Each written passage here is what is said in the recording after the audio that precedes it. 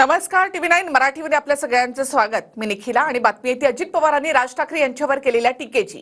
Engine आणि मनसे घेऊन बसा, तुम्हाला बाकी काय करायचे असं म्हणत अजित पवारांनी राज ठाकरे यांच्यावर टीका केली. घड्याळ आणि राष्ट्रवादी पक्ष काकांचा असल्याचं म्हणत राज ठाकरे यांनी अजित पवारांवर निशाणा साधला होता. त्यानंतर अजित पवारांनी राज ठाकरे यांच्यावर पलटवार केलाय. एकनाथ शिंदेने नाव घेतलं, एकनाथ शिंदेने निशाणी घेतली, अजित पवारांनी नाव घेतलं, अजित पवारांनी निशाणी घेतली. माझे किती मतभेद असले तरी राष्ट्रवादी काँग्रेस आणि घड्याळ हे चिन्ह शरद पवारांचं अपत्य आहे, हे अजित पवारांचं अपत्य नाहीये. त्याला म्हणत तुमचं आपलं इंजिन आणि ती मनसे घेऊन बसतात, तुम्हाला काय करायचं बाकीच्यांचं कशाचं काय. आज लोकशाहीमध्ये लोकशाही बहुमताचा आदर केला जातो आणि कार्यकर्ते, नेते, विधायक, पार्लमेंटचे मेंबर हे सगळे मिळून ठरवत असतात. पक्ष सगळ्या कुणाच्या एकट्याचा मालकीचा नसतो. सर, अजितदादांनी एक टीका केली आहे राजसाहेबांवरती. त्यांचं म्हणणं आहे मनसे आणि त्यांचं चिन्ह घेऊन तुम्ही गप्प बसून राहावे, निवडणूक आयोगाचा हा निर्णय असतो. अजितदादांना एकच सांगायचं आहे, आमचं चिन्ह 18 वर्ष आम्ही कमवलेलं आहे, काकाचं ढापलेलं नाहीये. राज ठाकरे, मला त्याच्यावर खरं जर जास्ती बोलायचं नाहीये. ते कधी कुठली भूमिका घेतात, कधी काय घेतात. त्यांनी आता हे वक्तव्य केलं, त्यात कुठल्या वेळेला केलं, सकाळी केलं का संध्याकाळी केलं, परंतु एवढंच मी सांगू शकते की राज ठाकरे यांना खरं आम्ही व्यवस्थित राईट टर्न दाखवला होता, पण त्यांनीच रॉंग टर्न घेतला. आता आम्ही काय करणार. मनीषाताईंनी हे लक्षात ठेवावं की एकनाथ शिंदे साहेबांचे सुपुत्र श्रीकांत शिंदे असतील किंवा ठाणे लोकसभेचे आत्ताचे खासदार नरेश म्हस्के असतील, महायुतीच्या आणि शिंदे साहेबांच्या उमेदवारासाठी राजसाहेबांनी सभा घेतलेल्या आणि त्यानंतर त्या उमेदवारांचा विजय झालेला आहे. तर मला वाटतंय राजसाहेब ठाकरे यांच्यावर बोलण्या एवढी आपली योग्यता निश्चित नाहीये. आणि आता बातमी येते माहीममधून. चर्चा करण्याआधीच राज ठाकरे यांच्याकडून उमेदवार जाहीर करण्यात आल्याचं मुख्यमंत्री एकनाथ शिंदे एका वृत्तपत्राला दिलेल्या मुलाखतीमध्ये म्हणाले. तर माहीममध्ये तिरंगी लढतीमुळे अमित ठाकरेंना संधी आहे, थेट लढत झाली तर ते जिंकू शकत नाहीत असं सरवणकर यांनी सांगितल्याचं शिंदेंनी म्हटलंय. थेट लढत झाली तर अमित ठाकरे माहीममधून जिंकू शकत नाहीत, सरवणकरांनी सांगितलं होतं. शिंदेंची माहिती, तिरंगी लढत झाली तर दोघांपैकी एक जिंकेल आणि अमितला संधी, असं सरवणकर यांनी म्हटलं. अमित ठाकरे भांडूपमधून लढतील असं आम्हाला सांगण्यात आलं होतं. शिंदेंची माहिती, राज ठाकरे यांनी चर्चा करण्याआधीच उमेदवार जाहीर केले. एकनाथ शिंदेंची माहिती, मी सरवणकरांना राज ठाकरेंना भेटायला सांगितलं, मात्र राज ठाकरे भेटले नाहीत, शिंदेंनी स्पष्ट केलं. एनसीपी पक्ष आणि चिन्हाचं प्रकरण न्यायप्रविष्ट असल्याची आम्ही जाहिरात देतोय असं अजित पवारांनी म्हटलं. सुप्रीम कोर्टानं दिलेले आदेश आम्ही पाळतोय असं अजित पवार यांनी म्हटलं आहे. बरोबर आहे, आम्ही देतोय जाहिरात, आम्ही त्याच्यामध्ये लिहितोय ही मॅटर कोर्टात न्यायप्रविष्ट आहे. त्यांनी सांगितलेले आदेश मानायचे असतात, ते आम्ही मानतो. सर्वोच्च न्यायालयाने दिलेल्या निर्देशाचं पालन करणं आमचं कर्तव्य आहे. त्याप्रमाणे मला असं वाटतं आज अनेक वर्तमानपत्रामध्ये ठळकपणीच्या बातम्या जे सर्वोच्च न्यायालयाने आदेशित केलं तर त्या पद्धतीने राष्ट्रवादी काँग्रेस पक्षाने दिलेलं आहे. आता आजूबाजूला सुद्धा जे लागलेलं आहे त्याच्यावरती तुम्हाला पाहायला मिळतं आहे की आम्ही त्या आदेशाचं पालन करतो आहोत. बारामतीमधून चांगल्या लीडनं जिंकून येईन असा विश्वास अजित पवारांनी व्यक्त केलाय. तर कोणत्या गावातून किती लीड मिळतं 23 तारखेला समजेल असं म्हणत अजितदादांच्या लीडच्या वक्तव्यावर युगेंद्र पवारांनी प्रतिक्रिया दिली. तुम्ही बारामतीत फिरतात, यावेळेस लीड किती असेल?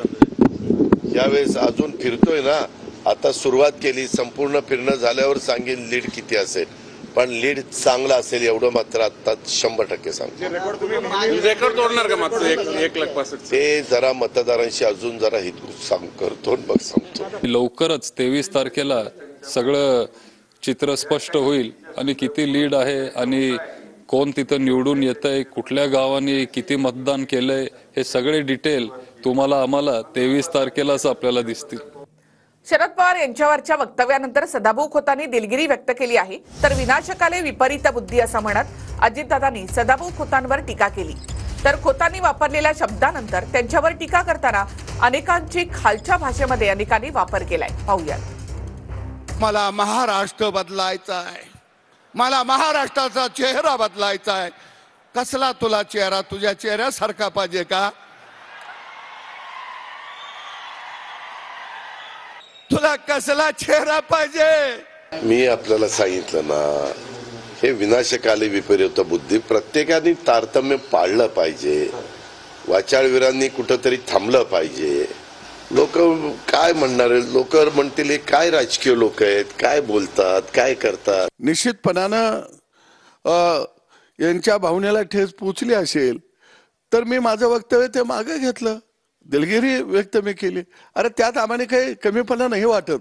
देवेंद्र फडणवीस के दो जो कुत्ते हैं, हाँ, वो हमेशा इस गंदगी से भूखते हैं, चाहे शरद पवार साहब हो, चाहे और नेता हो. महाराष्ट्र को शर्म आती है. डुकराला किती साबण शॅम्पू लावला तर ते गटार गंगेतच जात असतं. त्यामुळे आम्ही आमचे हात अस्वच्छ करायला कधीही डुकराला लावत नसतो. संजय राजारामराव हा उद्धव ठाकरेंना पण पाळीव कुत्राच आहे आणि शरद पवार साहेबांना पण पाळीव कुत्राच आहे. टॉमी म्हणतात त्याला. संजय राऊत यांना जर कोणी सिल्वर ओकचे तुम्ही बुलडॉग आहात असं म्हटलं तर चालेल का? असा विचार करून त्यांनी दुसऱ्याबद्दल बोला. एक डॉग स्क्वॉड बाळगल्यासारखी ही परिस्थिती आहे आणि हे ज्यांनी बाळगलेलं आहे त्या देवेंद्र फडणवीसांचं तर याला समर्थन आहे का, हे देवेंद्र फडणवीसांनी खुलासा करावा. आपण तिघे भाऊ भाऊ महाराष्ट्रामधलं सगळं वाटून खाऊ अशी टीका ठाकरेंनी महायुतीवर केली आहे. उद्धव ठाकरे यांची महायुतीमधल्या तीनही नेत्यांवर ही टीका होती. तर आम्ही काय खाल्लं, कोणतं टेंडर खाल्लं ते सांगा, असा प्रतिसवालच अजित पवारांनी केला.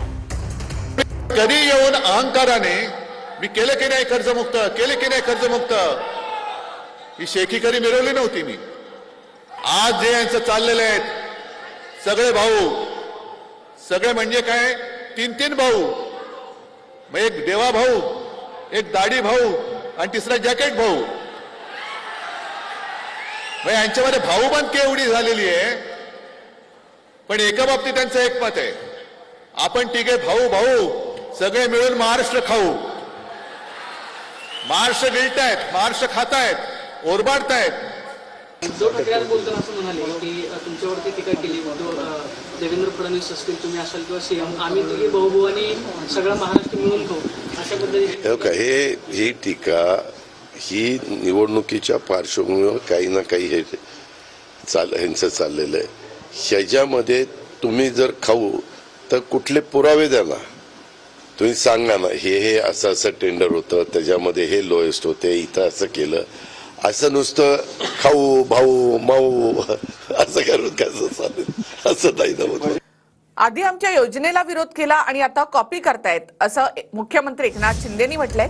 सरकार आल्यावर योजना बंद करणार असं उद्धव ठाकरे म्हणालेत, असं फडणवीसांनी म्हटलं. एकनाथ शिंदे फडणवीस यांनी महाविकास आघाडीवर सडकून टीका केली आहे. आता त्यांना सुचलं, जे विरोध करत होते आता ते योजना देऊ लागले, म्हणजे आपली कॉपी केली ना त्यांनी. त्याचा पुढे परीक्षेत बसतो मुलगा हुशार, थोडा माग कमी हुशार असतो, तर पुढच्याची कॉपी माग करतो. आणि हे कॉपी करणारे लोक, हे फसवणारे लोक, यांच्यावर तुम्ही विश्वास ठेवणार? यांना 20 तारखेला बरोबर जागा दाखवणार. यांची जागा कुठं आहे? घरात बसले होते, त्यांना कायमचं घरात बसवा. पटोलेजी सांगतायत, शरद पवार साहेब सांगतायत, आमच्या उद्धवजींनी तर मंचावरनं घोषणा केली, माझं सरकार येऊ द्या, या सगळ्या योजना मी बंद करतो. आता बहिणींनो, तुमच्या योजना सुरू ठेवायच्या असतील तर ते तुमच्याच हातामध्ये आहे. तुम्ही राजू तोडसामला निवडून दिलं की तुमच्या योजनेकरता हात वर करणारा विधानसभेमध्ये असेल, अन्य कोणी गेला तर तुमची योजना थांबवण्याकरता हात वर करणारा विधानसभेत असेल. बटेंगे तो कटेंगे योगींच्या या नाऱ्यावर अजित पवार आणि उद्धव ठाकरे यांनी टीका केली. योगी आदित्यनाथ भाजपासाठी बोलले असतील असा टोला ठाकरेंनी लगावला. तर बाहेरचे लोक त्यांचा विचार करून बोलतात, दादांनी सुद्धा योगींना टोला लगावलाय. बटेंगे तो कटेंगे योगींचा नारा, दादांसह ठाकरेंचा हल्लाबोल. उत्तर प्रदेश नंतर महाराष्ट्र विधानसभेच्या निवडणुकीत योगी आदित्यनाथ यांनी बटेंगे तो कटेंगेचा नारा दिलाय. जब भी बटे थे तो कटे थे, एक है तो सेफ है. वाशिम मध्ये योगी आदित्यनाथ यांनी हे वक्तव्य केलंय. एक है तो नेक है, एक है तो सेफ है और बटे थे तो कटे थे, हमें बटना नहीं है, एकजुट होना है। योगी आदित्यनाथ भाजपसाठी बोलले असतील, एक है तो सेफ है नहीं तो साफ है, उद्धव ठाकरेंची टीका। वो बीजेपी के लिए जरूर कह रहे हैं, क्योंकि बीजेपी की नैया डूबने जा रही है, तो वो बीजेपी के लोगों को कह रहे हैं कि एक है तो सेफ है, नहीं तो पूरा साफ है। तो बीजेपी अब साफ होने जा रही है, बीजेपी बचाने की कोशिश कर रहे हैं। महाराष्ट्राच्या लोकांना हे अजिबात आवडत नाही। बाहेरची लोक त्यांचा विचार करून बोलून जातात। अजित पवार यांची प्रतिक्रिया। इतर राज्यांची महाराष्ट्राची तुलना करू नका। महाराष्ट्रातल्या लोकांना हे अजिबात आवडत नाही। महाराष्ट्रातल्या लोकांनी सातत्याने जातीय सलोखा ठेवण्याचा प्रयत्न केलेला आहे।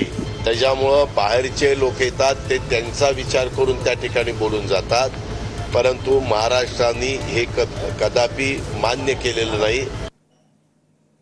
उपमुख्यमंत्री अजित पवार नवाब मलिकांच्या प्रचारामध्ये सहभागी झालेत आणि शक्तीनगरमध्ये नवाब मलिक आणि सना मलिक यांची प्रचार रॅली होते आणि या रॅलीमध्ये अजित पवार सहभागी झाले आहेत। इथे दृश्य आपण पाहतो।